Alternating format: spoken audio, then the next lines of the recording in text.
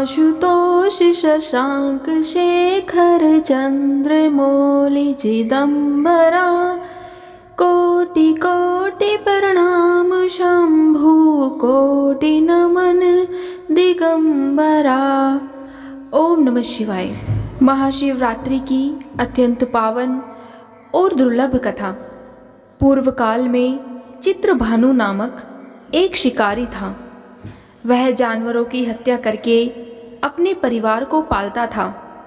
वह एक साहूकार का कर्जदार था, लेकिन उसका ऋण समय पर ना चुका सका। क्रोधित साहूकार ने शिकारी को शिव मठ में बंदी बना लिया। संयोग से उस दिन शिवरात्रि थी। शिकारी ध्यान मग्न होकर शिव संबंधी धार्मिक बातें सुनता रहा। चतुर्दशी को उसने शिवरात्रि व्रत की कथा भी सुनी। शाम होते ही साहूकार ने उसे अपने पास बुलाया और ऋण चुकाने के विषय में बात की। शिकारी अगले दिन सारा ऋण लौटा देने का वचन देकर उसके बंधन से छूट गया। अपनी दिनचर्या की भांति वह जंगल में शिकार के लिए निकला, लेकिन दिन भर बंदी गृह में रहने के कारण भूख प्यास से व्याकुल था। शिकार खोजता हुआ वह बहुत दूर निकल गया। जब अंधकार हो गया तो उसने विचार किया कि रात जंगल में ही बितानी पड़ेगी। वह वन एक तालाब के किनारे एक बेल के पेड़ पर चढ़कर रात बीतने का इंतजार करने लगा। बिल्व वृक्ष के नीचे एक शिवलिंग था जो बिल्व पत्रों से ढका हुआ था। शिकारी को उसका पता न चला। पड़ाव बनाते समय उसने जो टहनियाँ तोड़ी वे संयोग से शिवलिंग पर गिरती चली गई। इस प्रकार दिन भर भूखे प्यासे शिकारी का व्रत भी हो गया और शिवलिंग पर बिल्व पत्र भी चढ़ गए। एक पहर रात्रि बीत जाने पर एक गर्भिणी हिरणी तालाब पर पानी पीने पहुंची।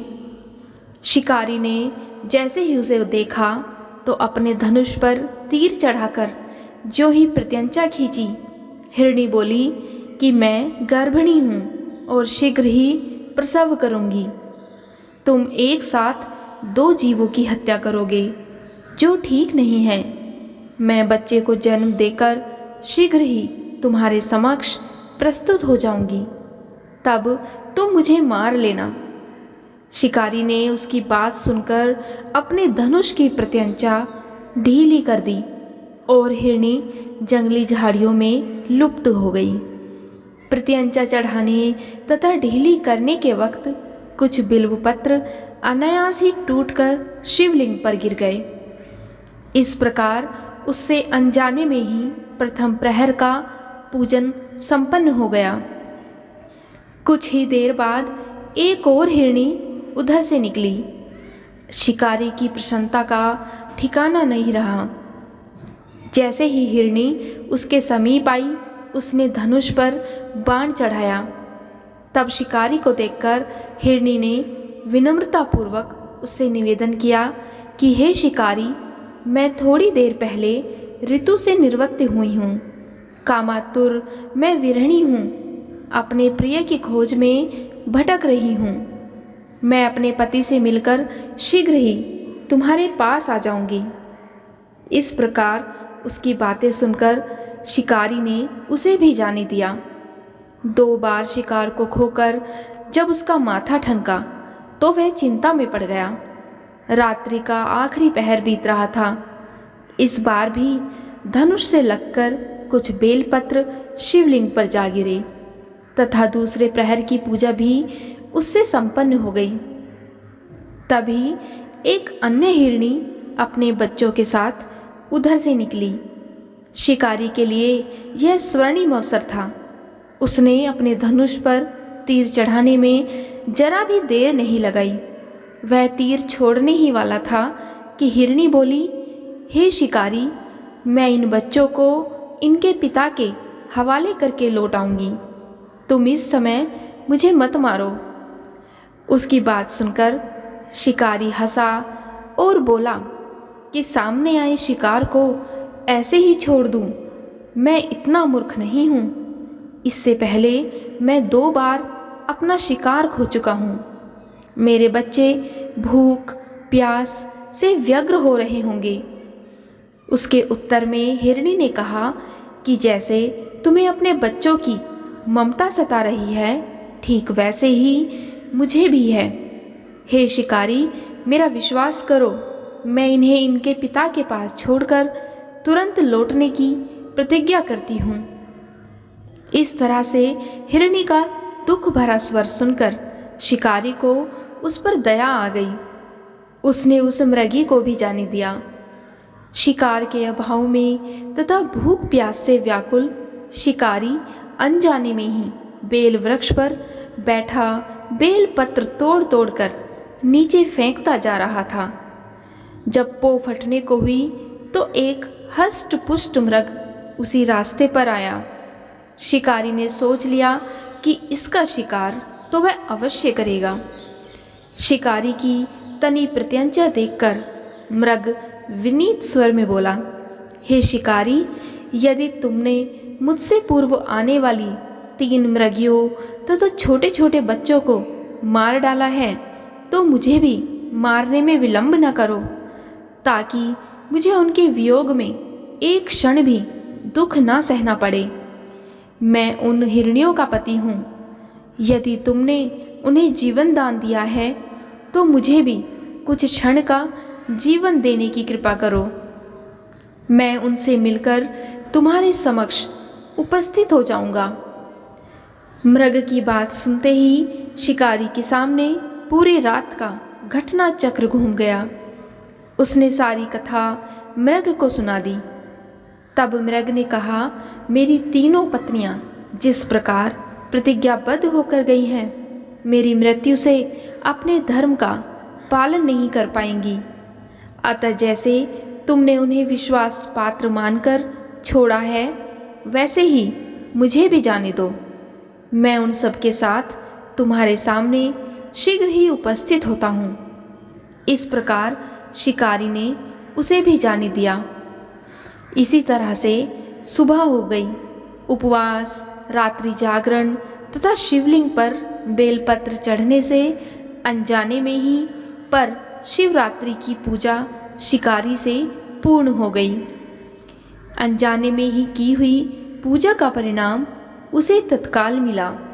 शिकारी का हिंसक हृदय निर्मल हृदय में परिवर्तित हो गया और उसमें भगवत शक्ति का वास हो गया। थोड़ी ही देर बाद वह मृग सपरिवार शिकारी के समक्ष उपस्थित हो गया ताकि वह उनका शिकार कर सके। किंतु जंगली पशुओं की ऐसी सत्यता, सात्विकता एवं सामूहिक प्रेम भावना देखकर शिकारी को बड़ी ग्लानि हुई। उसने मृग परिवार को जीवन दान दे दिया। अनजाने में शिवरात्रि के व्रत का पालन करने पर भी शिकारी को मोक्ष की प्राप्ति हुई। जब मृत्यु काल में यमदूत उसके जीव को ले जाने आए तो शिवगणों ने उन्हें वापस भेज दिया तथा शिकारी को शिवलोक ले गए। शिव जी की कृपा से ही अपने इस जन्म में राजा चित्रभानु अपने पिछले जन्म को याद रख पाए तथा महाशिवरात्रि के महत्व को जानकर उसका अगले जन्म में भी पालन कर पाए।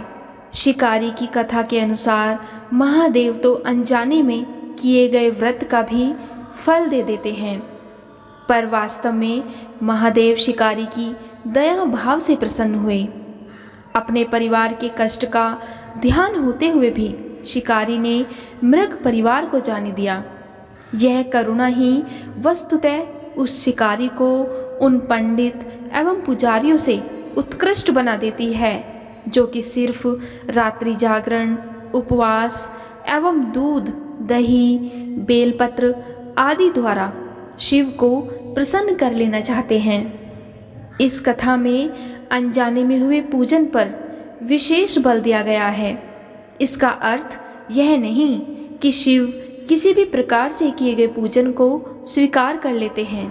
इसका अर्थ तो यह है कि वह किसी भी प्रकार के फल की कामना नहीं कर रहा था और इसी तरह शिव ने उस पर कृपा दृष्टि की।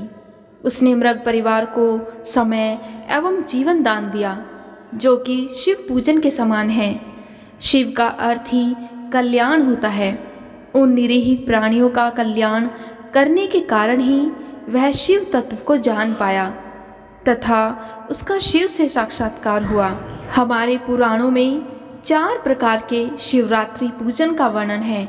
मासिक शिवरात्रि, प्रथम आदि शिवरात्रि तथा महाशिवरात्रि। पुराणों में वर्णित अंतिम शिवरात्रि है नित्य शिवरात्रि। वस्तुतः प्रत्येक रात्रि ही शिवरात्रि है। अगर हम उन परम कल्याणकारी आशुतोष भगवान में स्वयं को लीन कर दें तथा कल्याण मार्ग का अनुसरण करें, वही शिवरात्रि का सच्चा व्रत है। बोलो शिव शंकर भोलेनाथ की जय, माता पार्वती की जय। आज की वीडियो में इतना ही। उम्मीद है आपको आज की वीडियो ज़रूर पसंद आई होगी। अगर आपको आज की वीडियो पसंद आए तो वीडियो को लाइक और अगर चैनल पर पहली बार आए हैं तो चैनल को सब्सक्राइब भी ज़रूर करिएगा और कमेंट बॉक्स में भोलेनाथ की जय अवश्य लिखिएगा। हर हर महादेव। ओम नमः शिवाय।